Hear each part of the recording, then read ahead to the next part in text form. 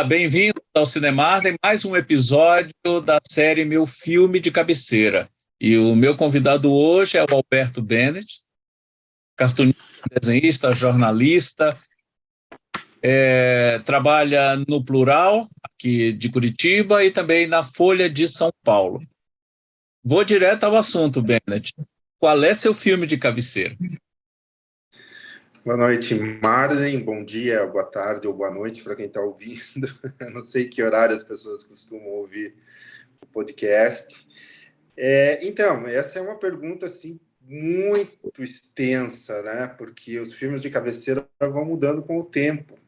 Quando você me convidou para para participar, eu tentei puxar uns filmes de cabeceira antigos, assim, mas eu pensei, cara, eu nem sei mais se esses filmes são tão de cabeceira, assim, tipo os do Woody Allen, por exemplo. Tem outros como o Encurralado, do Spielberg. Mas eu pensei assim, cara, eu meio que cansei desses filmes. Eu vou em algum que me chamou mais atenção nesses últimos anos, assim, e que eu assisti mais de 3 vezes. Então, esse filme é O Farol, do Robert Eggers, com o maravilhoso William Dafoe, não sei como é que pronuncia, e o Robert Pattinson, que eu achava que ele era só um ator de filme De vampiro. Mas nesse filme, pelo menos, ele é um baita de um ator. E esse filme, ele me chamou muito a atenção porque ele tem 2 atores somente. Aqui a gente pode dar spoiler, né? Vamos deixar um aviso. Vai ter spoiler. Pronto. Vai ter spoiler. Estão avisados. E por vários aspectos, eu acho esse filme maravilhoso. A começar pelo fato de que são 2 atores apenas e eles ficam meio que numa disputa. Apesar de eu saber que é injusto ali, o William Dafoe ganhou disparado, mas me remete a um filme como, acho que um filme com Michael Caine e Laurence Olivier, que eram só os 2. Você lembra? Trama Diabólica, uma coisa assim. Eu sei qual é o filme, mas... Filme lá dos anos 70, que mas eu não estou lembrando o título agora. Mas depois eu pesquiso, Bento, eu vou botar aqui no aparecer a imagem desse filme, o nome dele, nem se preocupe. É um filme. Mas você falou desse, eu me lembrei de um outro, que não sei se você viu, mas também se concentra apenas em 2 atores, é um drama de guerra, que anos depois foi refilmado como ficção científica. O drama original de guerra é Inferno no Pacífico, que é com Lee Marvin e o Toshiro Mifune. Ele é americano, o outro japonês, e estão juntos numa ilha e o japonês não aceita que o Japão perdeu a guerra. Então há todo um conflito entre os dois e a refilmagem em forma de ficção científica foi feita muitos anos depois com o James Caan e o Louis Gossett Jr., o Inimigo Meu.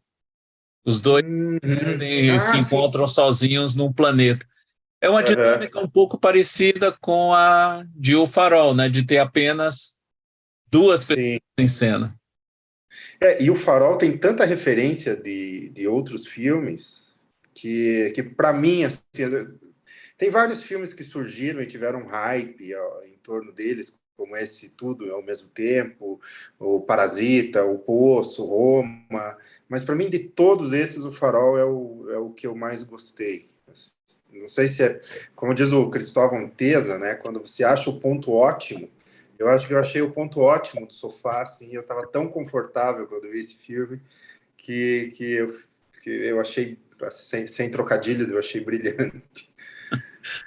Não, e esse é o segundo trabalho do Eggers como diretor, né? Ele tinha feito antes A Bruxa, que chamou bastante atenção. É um filme sinistro, né? E tem dedo brasileiro na produção também, né? Um dos produtores, tanto de A Bruxa como de O Farol, é o Rodrigo Teixeira, da RT Features, lá de São Paulo. O filme sabia Tem disso. dinheiro brasileiro no Farol. Olha só, eles podiam patrocinar o podcast, estamos falando do Farol. Mas o Farol, ele também é um filme muito sinistro, né? Assim como A Bruxa tem um clima esquisito, pesado, o Farol tem um clima, sei lá, de perversão. Os dois, a gente acaba descobrindo que os dois são assassinos, os dois cometeram crimes. E acho que até sei lá, uma das cenas assim que mais me chocou nesse filme é quando eles ficam bêbados e começam a dançar e de repente um acorda no colo do outro e eles estão numa sujeira asquerosa. Então, o filme ele é meio repulsivo também. O Egas, na época do lançamento do filme, diz que a principal inspiração que ele teve, essa história é vagamente inspirada numa história real, né? E foi amplamente repetida por pescadores, né, ao longo de muitos anos, né? Mas dizem que realmente aconteceu algo parecido com aquilo, ou próximo àquilo. Mas o Egas se inspirou bastante no visual, no jogo de luz e sombra do expressionismo alemão. Então, não por acaso, o filme é em preto e branco. Sim. Ele ainda usou a razão de aspecto daquela época, que hoje a maioria dos filmes são feitos no chamado formato widescreen, né? A tela bem retangular, aberta. Mas até a segunda metade da década de 50, o formato que predominava era aquele meio quadrado, mas mais para trás ainda, na década de 10 e 20, era quase que um quadrado perfeito, que é a razão de aspecto que a gente tem em O Farol. E isso reforça ainda mais essa claustrofobia. Não sei se você teve essa sensação, mas eu ficava muito incomodado daquele espaço apertado, fechado, a câmera em cima o tempo todo. Sim, e eles dormiam cada um num catre asqueroso, assim, um do lado do outro, aquela água barrenta, né, que o cara tinha que limpar a cisterna todo dia, praticamente. E dá essa ideia mesmo, assim, de que eles estão quase numa prisão, né? Não deixa de ser uma prisão, né? Eles estão isolados ali de todos, né? E não é de admirar que aquilo leve à loucura, né? E tem várias teorias sobre esse filme, eu não sei qual delas qual caminho a gente. Eu não acredito na principal delas, que os dois personagens são a mesma pessoa. Eu acho essa um pouco difícil de. Forçada, né? É como se Mas tem. ele fosse assim um esquizofrênico, né? É um filme que abre para várias possibilidades, né? Você lembra de Os Pássaros a todo momento. Acho que no final tem uma cena que lembra Prometeu, se não me engano, que são as gaivotas comendo. Uhum. Acho que um dos personagens, o Winslow. E por isso que eu gosto desse filme, sabe? Cada vez que eu assisto, ele me faz pensar em um caminho diferente dessa. Porque tem, além de tudo, tem o próprio Farol em si, que talvez seja a única luz que tenha no lugar. E por isso eles brigam para quem sobe cuidar lá da salinha onde ficam a parte psicodélica da ilha. É a primeira vez que eu vejo alguém se referir àquele farol como um local psicodélico, né? Mas não deixa de fazer sentido. E foi uma produção muito difícil, porque todas aquelas alternâncias de clima, né? Muito frio, muito vento, neve, tudo aquilo foi enfrentado pela produção, né? O diretor fez questão de manter tudo isso, porque para ele, e tem toda a razão, aquilo ajudaria ao trabalho dos atores e à própria história que ele queria contar. Mas imagine como deve ter sido os dois Olha, eu enfrentar tenho tudo aquilo. pavor de mar, então eu fico imaginando como é que esses caras chegaram lá. aquela tempestade, tá louco, cara. Eu fico me imaginando naquele lugar lá, acho que eu tinha, sei lá, eu ficava louco, igual eles. Você chegou a ver esse filme em cinema ou só viu em casa? Não, só vi em casa, infelizmente, e vi meio que por acaso, assim, eu tinha esquecido desse filme, e aí apareceu na Netflix, e falei, eu preciso ver, porque eu já gostava do diretor, e, e tinha ouvido falar bem. Você chegou Mas é um, a Bruxa, obviamente, né? O filme anterior sim, dele. eu vi A Bruxa também, que é um filme de terror, mas ele é esquisito, ele não é um terror convencional, ele é um terror de atmosfera, assim, bem parecido com o Uhum. Farol. E, sabe, quando você vai assistir Netflix no final de semana e você não tem nenhum filme em mente, você vai ali trocando as opções, de repente me caiu o Farol. E eu acho que é isso aí que fez eu me apaixonar por esse filme, que ele me salvou um fim de semana. Então, descobri aqui qual é o filme que você mencionou com Michael Caine e o Laurence Olivier. Trama Diabólica. Trama Diabólica, é um maravilhoso, dois atores assim. Eu nunca tinha visto o Michael Caine tão cínico na vida. É um filme de 1972, já tem um pouquinho mais de 50 anos. É quase a minha idade. Quer dizer, eu tenho quase a Não, idade. você tem quase a idade. Tem um outro filme que dois atores também duelam ali para ver quem é mais genial, que é o. Eu esqueci o nome do filme, mas é com o Joaquin Phoenix e o Philip Seymour Hoffman. Também a história, por acaso, se passa num barco, se não me engano. É? Procura isso depois. Então, vamos para o Google, senhor Google. Mas assim, que outro, de que maneira, eu gostaria que você tentasse lembrar quando você viu esse filme pela primeira vez. Você estava sozinho? Como é que estava assim o ambiente? Porque isso é muito importante também para criar a imersão adequada para esse tipo de história, né? Claro, você viu em casa, viu pelo streaming. Se tivesse visto numa sala de cinema, seria, com certeza, a tua percepção seria outra. Mas, de É, qualquer maneira, você teve uma percepção bem adequada para esse tipo de história. Como é que estava o clima no dia que você viu esse filme? Era uma eu não lembro voz em direito, mas fria curitibana? provavelmente estava frio, provavelmente foi de noite, provavelmente eu estava tomando um vinho. Mas eu acho que o clima estava ideal, assim. Curitiba lembra um pouco o Farol. Você se sente um pouco naquele filme. E Mas nós temos vários faróis por aqui também, né?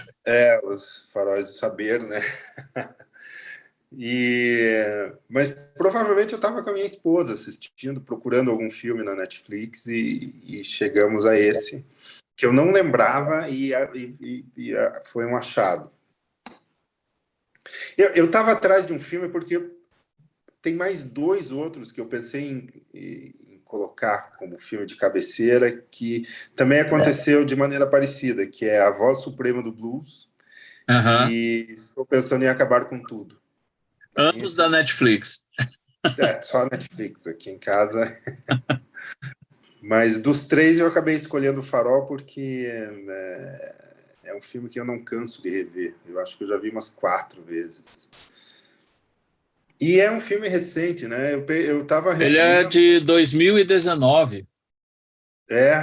Eu tava revendo alguns filmes que antes eram de cabeceira e hoje eu já não acho grande coisa. Não sei se eu cansei ou a dinâmica do cinema mudou e algumas coisas já não fazem mais tanto sentido, sabe? Você falou de um outro filme com Philip Seymour Hoffman e o Joaquin Phoenix. Eu lembrei Isso. de O Mestre. Não sei se é esse. É esse, sim, é esse. Esse filme é muito bom, sobre a origem da cientologia. Isso, Mas tem exatamente. outros atores em cena, mas claro, o grande duelo de atuação é entre os dois, né? É, É um filme muito você forte fica também, fascinado quase de pelos terror dois. psicológico. Bom, cientologia é uma forma de loucura também. E, bom, e o Farol também remete aos pássaros, né? Eu não sei se... É possível que tenha alguma influência, né? Ah, Não é não, com possível que não... certeza. Hitchcock é um dos diretores mais influentes de todos, e se você trabalha nessa seara de terror, suspense, principalmente suspense, não tem como não beber um pouquinho da fonte do Hitchcock. Se for um filme de terror e com um passarinho, então não tem como não remeter ao velhinho. Até pensei em falar de algum filme do Hitchcock também, mas pensei, acho que é tão batido, né? Todo mundo já viu tantas vezes, todos eles. E Mas qual é o filme dele que são dois? Acho que são dois, são algumas pessoas num num barquinho trem? perdido. Ah, não, tem 9 pessoas dentro de um barco. Isso. Eu gosto desses filmes. Um barco e Não, 9 destinos. Um barco e um 9 barco e nove destinos. destinos. Tem até uma coisa curiosa nesse filme. Você viu, né? Sim. O Hitchcock sempre fazia uma ponta em todos os filmes dele, né? E aí, como é que ele iria fazer uma ponta num filme que só tem 9 pessoas dentro de um barco, né? Ele aparece numa manchete de um jornal velho que está largado dentro do É barco. verdade, é verdade. Um dos tripulantes lá, um dos caras que está no barco, começa a folhear o jornal e aparece a foto dele. É verdade, é verdade. Mas, Bennett, para a gente já caminhando para o encerramento, que conselho, que indicação você dá para quem quer visitar esse farol? Visitar esse farol? É, É, alguma cara, precaução que a pessoa tenha que ter? bom, primeiro eu diria não vá. Arranje outro emprego, não vá trabalhar lá, é perigoso. Mas se você for, sei lá, eu te aconselho a levar escova de dentes e produtos de higiene, porque o negócio lá é sinistro. E quem nunca viu o farol, que dica você dá? Assista à noite, desligue todas as luzes, deixe que a TV funcione como uma espécie de farol e assista sem medo, porque a atuação desses dois personagens, a atmosfera do filme, ele é impressionante. É um filme que relembra, sei lá, em algum momento você vai lembrar de Hitchcock, ou vai lembrar de Bergman, ou vai lembrar sei lá, né? Tem tanta referência nesse filme que sabe, é uma experiência muito legal. E também a Voz Suprema do Blues, assistam a Voz Suprema do Blues, vale a pena. Trabalho derradeiro do Chadwick Boseman. Então, Bena, deixa aí um recado. Quem quiser acompanhar teus trabalhos, onde pode conhecer mais sobre o teu trabalho? No Plural, eu publico. Se você apoiar o Plural e assinar o Plural, você recebe por e-mail uma tira diária. E é uma tira que eu não publico no site e publico só uma ou outra nas redes sociais, que é para chamar mais assinantes. Uhum. Então é um clube bem fechado. Ali tem as tiras, é o principal trabalho que eu tenho feito. E tem a Folha de São Paulo também, né? Faço charges políticas na Folha, no Plural, e nos Twitter da vida você vai achar alguma coisa. Então, obrigado, tá? Obrigado, eu Farol agradeço. aceso para guiar os perdidos no alto mar. E assim, mais uma dica, procura o ponto ótimo do sofá, que é aquele lugar confortável que você não precisa se mexer mais, e eu acho que aí o filme vai ser melhor ainda. Obrigado, Bennett. E até Valeu, o próximo. obrigado. E até o próximo Cinemarden. Até mais.